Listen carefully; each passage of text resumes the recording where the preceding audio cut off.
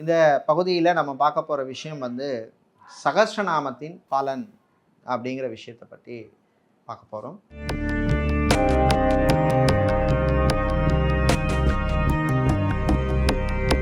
அனைவருக்கும் வணக்கம். ரகசிய உண்மைகள் நேயர்கள் அனைவருக்கும் எனது வணக்கத்தை தெரிவித்துக் கொள்கின்றேன். பொதுவாகவே நம்ம சுவாமியாக இருக்கட்டும், அம்பாளாக இருக்கட்டும், நாமாவளிகள் சொல்லி அர்ச்சனை பண்ணுறதுங்கிறது பொதுவான ஒரு விஷயம். ஒரு சுவாமிக்கோ அம்பாளுக்கோ குறைந்தபட்சம் 8 நாமாவளி சொல்லி பண்ணுறது இருக்குது. அஷ்டபுஷ்பார்ச்சனம் அப்படின்னு சொல்லுவோம். அஷ்டபுஷ்பார்ச்சனம் 8 நாமாவளி. அடுத்து 11 நாமாவளிகள் ஏகாதச நாமார்ச்சனம் இருக்குது. அடுத்து 16 சோடச நாமார்ச்சனம். அப்புறம் அஷ்டோத்தரம் 108 நாமாவளி சொல்லி பண்ணுறது. அடுத்து திரிசதி 300 நாமாவளி சொல்லி பண்ணுறது. அதற்கு அடுத்தபடியாக உள்ளது தான் சகஸ்ர நாமாவளின்னு சொல்லுவோம். நாமாவளின்னா போற்றின்னு தமிழில் சொல்லுவோம் இல்லையா, அந்த நாமாவளி. இதே சகஸ்ர நாமம்னு சொன்னால் 1008 நாமாக்களை சொல்லி பாராயணம் பண்ணுறது. இந்த 1008 நாமாக்களை சொல்லி, ஸ்லோகங்களை சொல்லி, அந்த 1008 நாமாக்களை சொல்லி பாராயணம் பண்ணுவதோ அல்லது நாமாவளி சொல்லி அந்த சுவாமிக்கோ அம்பாளுக்குரிய புஷ்பங்களாலோ அல்லது அம்பாளாக இருந்தால் குங்குமத்தாலேயோ அர்ச்சனை செய்வது எப்போவுமே ரொம்ப விசேஷமானது. இந்த சகஸ்ரநாமத்திலே இப்போ எல்லா தெய்வங்களுக்குமே சகஸ்ரநாமங்கிறது இருக்குது. ஆதி காலத்திலே முக்கியமான தெய்வங்களுக்கு மட்டும்தான் இருந்தது. குறிப்பாக சொல்லப்போனால் லலிதா சகஸ்ரநாமம், அதுக்கப்புறம் விஷ்ணு சகஸ்ரநாமம், சிவனால் சிவனுக்குரிய சிவசகஸ்ரநாமம், விநாயகர் சகஸ்ரநாமம், சுப்பிரமணியர் சகஸ்ரநாமம், அதற்கு பின்னர் மற்ற சுவாமிகளுக்கு எல்லாமே சகஸ்ரநாமங்கள் வந்தது. இந்த சகஸ்ரநாமங்கிற போது 1008 நாமாக்களை சொல்லி பண்ணுறது எப்போவுமே ரொம்ப ரொம்ப விசேஷம். அதனால தான் லலிதா சகஸ்ரநாமத்துக்கு பவர் ஜாஸ்திம்பாங்க. அந்த லலிதா சகஸ்ரநாமத்தை ஹயக்ரீவர் தான் அகஸ்திய முனிவருக்கு அருளி செய்தார் அப்படின்னு சில புராணங்களில் சொல்லியிருக்கு. சகஸ்ரநாமங்களிலே உயர்ந்தது லலிதா சகஸ்ரநாமம், அடுத்து விஷ்ணு சகஸ்ரநாமம், அடுத்து சிவசகஸ்ரநாமம்னு சொல்லியிருக்கு. இந்த சகஸ்ரநாமங்களை பாராயணம் பண்ணுறதுக்குன்னு சில விதிகள் முறைகள்லாம் இருக்குது. சில பேர் அது தெரிஞ்சவங்க, சில பேர் அதை ஃபாலோ பண்ணுறாங்க, சில பேர் அதை ஃபாலோ பண்ணுறது கிடையாது. இந்த சகஸ்ரநாமங்களை பாராயணம் பண்ணுற போது அக்ஷரம்னு சொல்லுவோம். உச்சரிப்புங்கிறது சரியாக இருக்கணும். அக்ஷரங்களை உச்சரிக்கிறது, ப்ரொனவுன்சியேஷன் கரெக்டாக இருக்கணும். ஒரு எழுத்தை மாற்றி நம்ம உச்சரித்தா கூட அதோடைய பலன் மாறி போயிடும், அதோடைய அர்த்தம் மாறி போயிடும். தமிழ் என்று சொல்வதற்கும் தமிழ் என்று சொல்வதற்குமே வித்தியாசம் இருக்குது. அது மாதிரி தான் நமக்கு தெரிஞ்சால் அதை சொல்லலாம், இல்லை நமக்கு தெரியலைன்னா அந்த மொழி தெரியல, தெரிஞ்ச மொழியில் சொல்லிட்டு போகிறது தப்பு கிடையாது. அதற்கும் பலன் உண்டு நிச்சயமாக.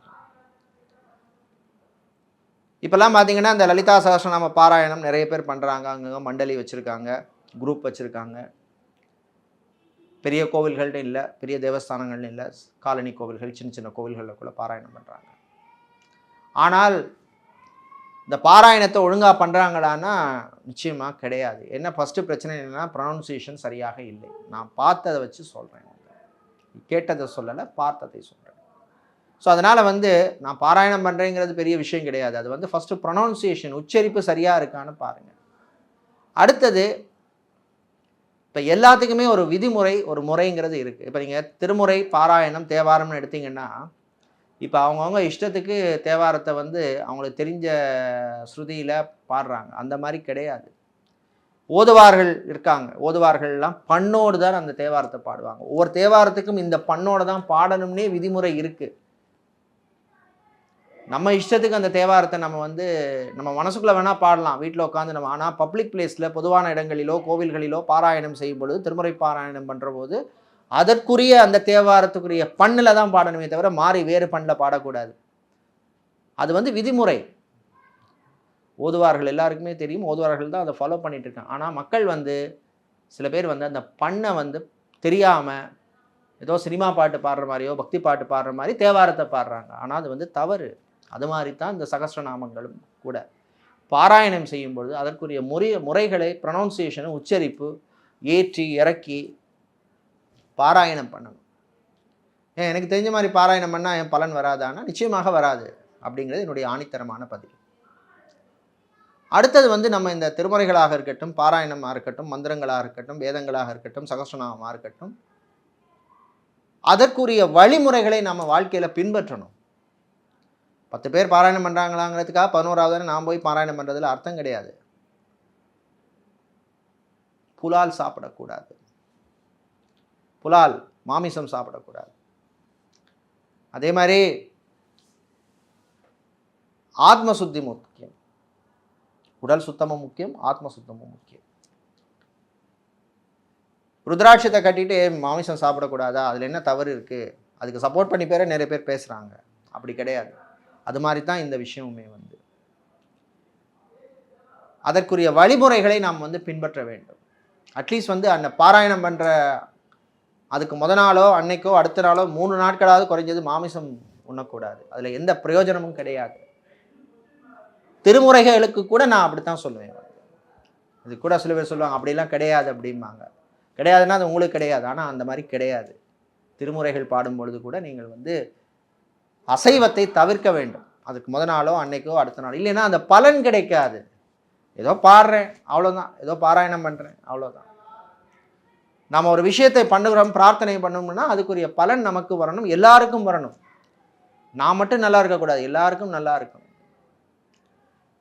அப்போ இந்த சகஸ்ரநாமங்கள் வந்து ரொம்ப பவர்ஃபுல்லானது. அதுக்குரிய வழிமுறைகளை பின்பற்ற வேண்டும். அதெல்லாம் பின்பற்றி நம்ம அந்த நாமாவளியை சொல்கிறதோ பாராயணம் பண்ணுறதோ அப்போ தான் நமக்கு அந்த பலன்கள் வரும். இல்லைனால் அதில் பலன்கள் கிடைக்காது, பாவங்கள் தான் சேரும் அப்படிங்கிறது என்னுடைய அனுபவத்தில் நான் கண்டுகொண்டது. அதனால் அதற்கான முறையோடு நீங்கள் பாராயணம் பண்ணுங்கள் சகஸ்ரநாமங்களை. நிச்சயமாக அந்த அம்பாளோ அந்த சுவாமியோ உங்களுக்கு அனுகிரகத்தை கொடுப்பார். மீண்டும் சந்திப்போம்.